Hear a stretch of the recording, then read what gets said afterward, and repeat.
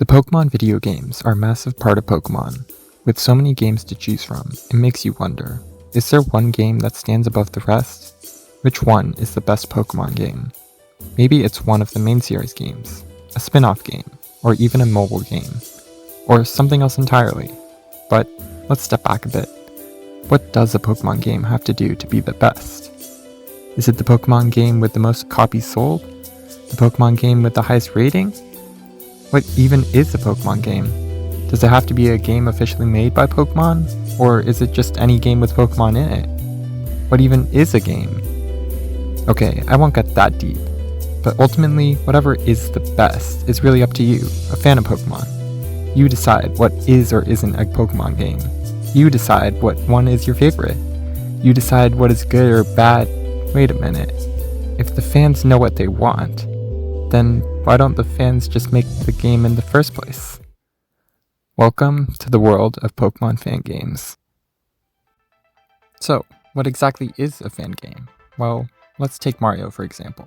Super Mario World is an amazing game, and despite being released over 30 years ago, many people still play it to this day.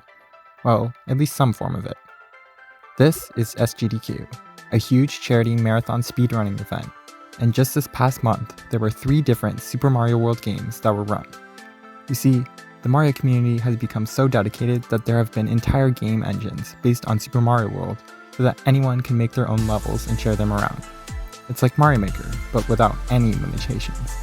But if Mario has such a large audience for Mario fan games, then where's Pokémon in all of this?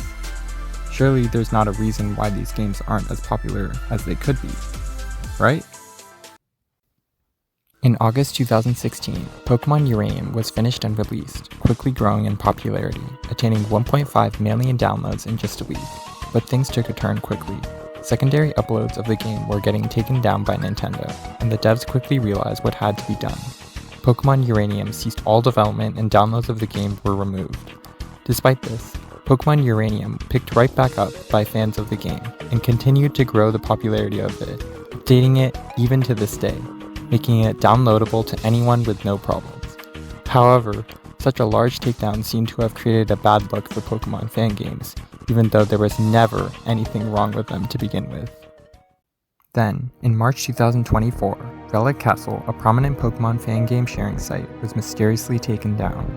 Suddenly, a new wave of suspicion arose on Pokémon fan games. Were they really allowed to exist? Am I allowed to be playing them? The short answer? Yes. Both these instances had other reasons why they had to be taken down, but the fan games themselves are completely fine. Pokémon Uranium is actually quite a good fan game, as you might have guessed by the huge initial outburst of popularity. But in terms of Pokémon fan games, it's just the tip of the iceberg. In October 2005, a new Pokémon TCG set was released, EX Delta Species. This set introduced a new type of card exclusive to the Pokémon TCG, Delta Species Pokémon. These Pokémon are the same as their normal counterpart, but are a different type than they are normally. Sort of like terrestrialization, nearly 20 years before it existed. So, what would happen if this was put into a Pokémon game? Introducing Pokémon Insurgence. This fan game introduces nearly 200 new Delta Species Pokémon, but unlike the TCG, these Pokémon not only have new typings, but custom designs, movesets, and abilities.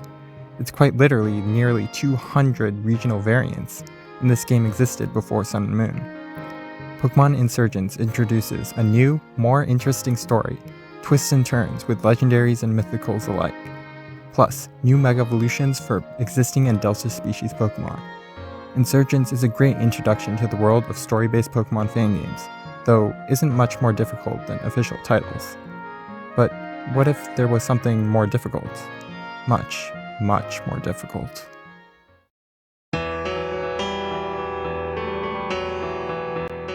Pokémon Reborn. Instead of the occasional Volo or Cynthia fight, Pokémon Reborn takes everything to the next level. Every rival battle, boss battle, and gym battle is far more difficult. Pokémon Reborn uses level caps, which only increase when obtaining gym badges to prevent grinding and overleveling. And field effects, a new mechanic that makes battles much more complicated than they already are. Simply put, field effects are like terrains, but much more complex. Not only are there over 30 different field effects, but each field effect has tons of interactions with previously useless moves and abilities, suddenly turning them into completely new strategies. With all of this combined, Pokémon Reborn has made a name for itself as a very difficult and long fan game. Oh, did I forget to mention, this game has 18 gym badges. Yup, one for every type. Unlike your standard Pokémon game, or even other fan games that might take 20 to 30 hours to complete, Pokémon Reborn? How about 70 hours? Oh, and the story is much deeper and darker than anything I've mentioned before. I mean, how could you beat a fan game like that? So much to do, so much to learn, but if you've played it once before, you know how it goes. So, is there something less predictable?